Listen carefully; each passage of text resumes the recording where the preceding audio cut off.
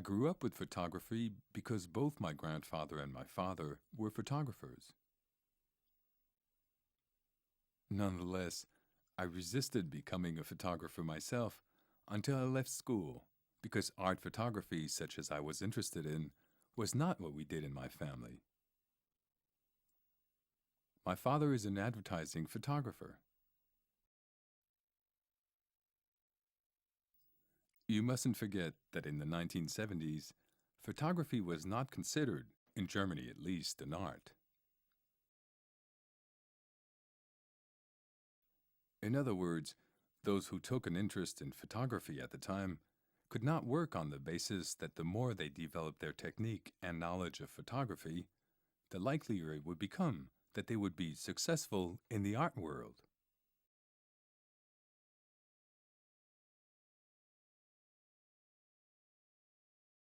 We thought that we had to interpret reality in order to develop any kind of artistic expression.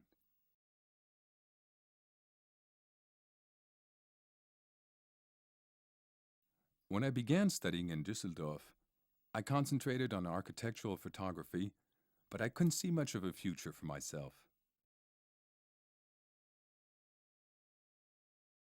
It was only after about 2 or 3 years that I began to devote myself to landscapes. At the time, I spent all my time driving around Düsseldorf and the Ruhr Valley, taking photos of landscapes.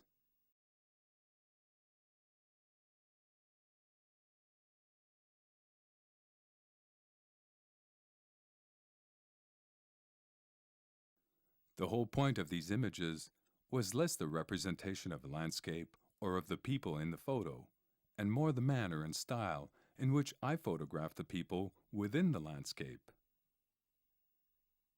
In other words, I always kept my distance, so much so that at first sight, it's not obvious that there are people in the landscape.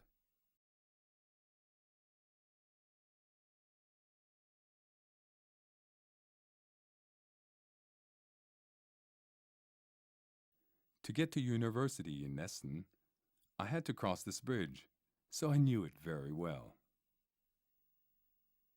And maybe on the 10th time, I was standing in front of the bridge. This person appeared quite by chance. I immediately understood that he was the dot that was missing on the eye of the picture.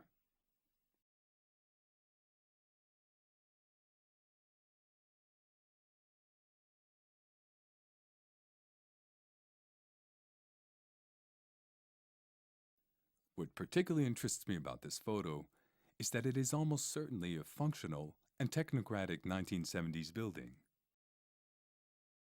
The clothes they're wearing show that these are 70s, early 80s students, but their posture and their activities could be those of young men in the 18th century.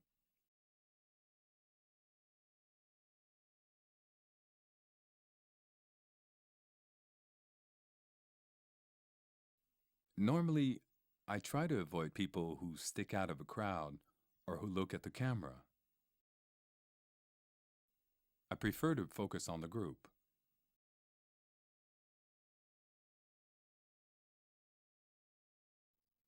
This is another of my early photos, when the story a photo told was very important to me.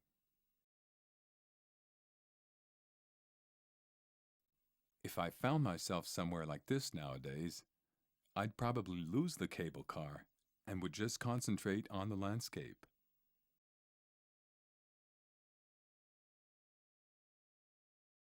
I have already said that for the period 1984, 1988, 89, I always leave them in their original format because I want them to preserve their authentic context.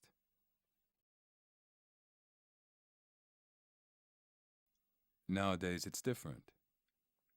I hardly work with small formats anymore. What I mean is that I've got certain habits, and I definitely choose subjects that lend themselves to larger formats.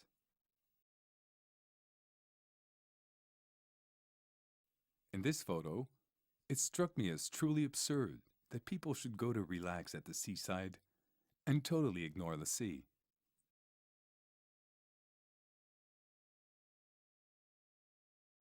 Generally, when I take a shot from a high angle, I try not to eliminate the horizon, because if I arbitrarily cut an image on every side, as I did here, the result is second rate, because it leaves an overly subjective extract of an image.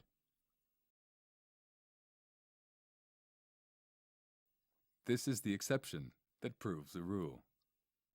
So it can be done, but in general, I try not to cut out the horizon because it makes the image seem too compact.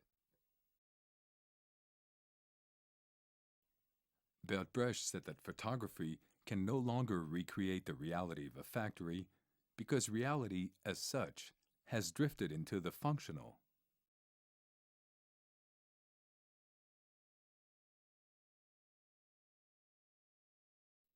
If I select 5 factories out of 100 or so, it is because I have a very precise idea of what I'm looking for.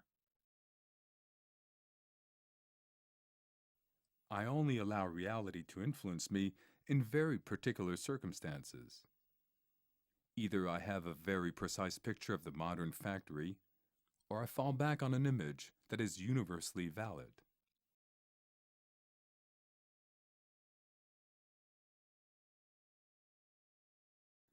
Seeing as I wanted to show the whole of the building, I was forced to find 2 different places to shoot from, one on the right and one on the left. I wanted to make sure, in other words, that the point of view was equal opposite each window.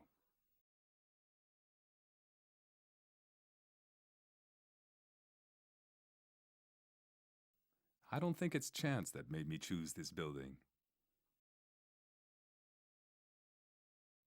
Of course, for me, it was the ideal location, because it is the representation of the encyclopedia of life. When you look at the original shot, there are millions of different objects to see. Of course, I believe that images like this one express something about the state of society. You can certainly discern the obsession with consumer goods that is predominant in society.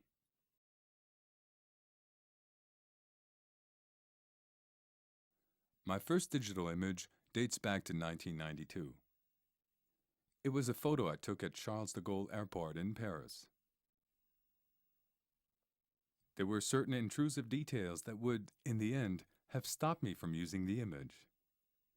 And then I decided to replace them with other details that I found more interesting.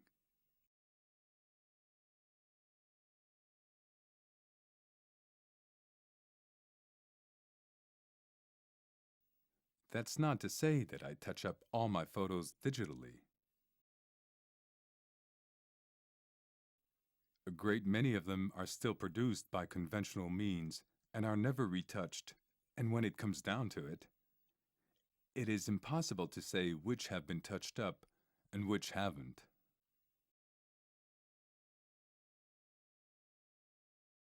What matters in the final analysis is the image as it stands and not how it was produced.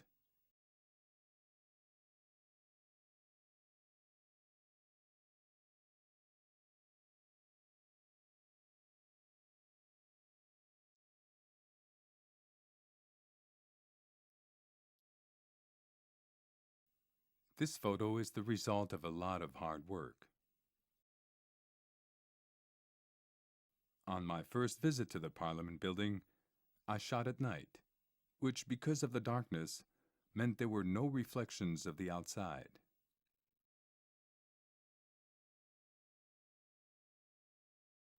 As a result, I set up a date to return and take some shots in the daytime. This time, you could hardly see anything because the reflections in the windows made it difficult to make out what was going on inside.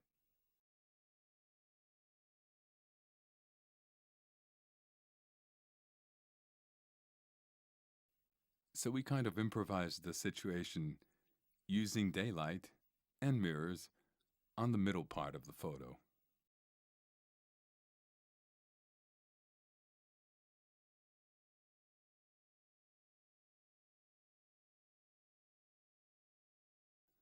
So, to sum up, the architecture of the photo, the horizontal and vertical structures, come from one shot.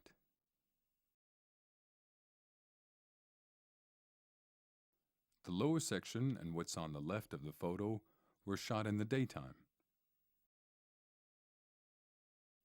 The upper section with the visitor's terrace was shot at night.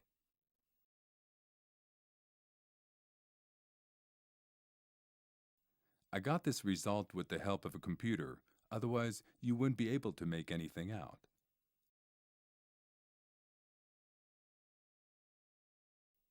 I took this picture bearing in mind the way it would be exhibited. For example, I produced this image by combing several times over the Hong Kong-Shanghai Bank. A totally different subject. A solid subject.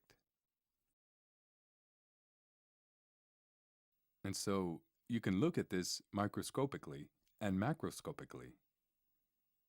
From a microscopic point of view, you can see what's going on inside the building, the people, what they're doing. If you look at it macroscopically, it seems full of accessories. That means that you can approach an image at many different levels.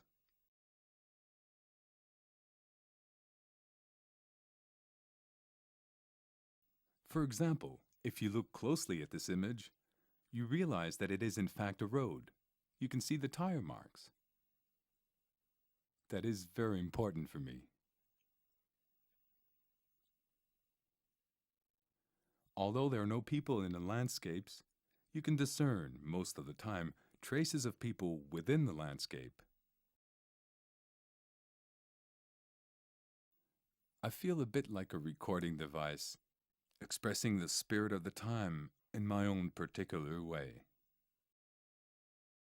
This return to aesthetic forms that have stood the test of time is, in my opinion, widespread in art today.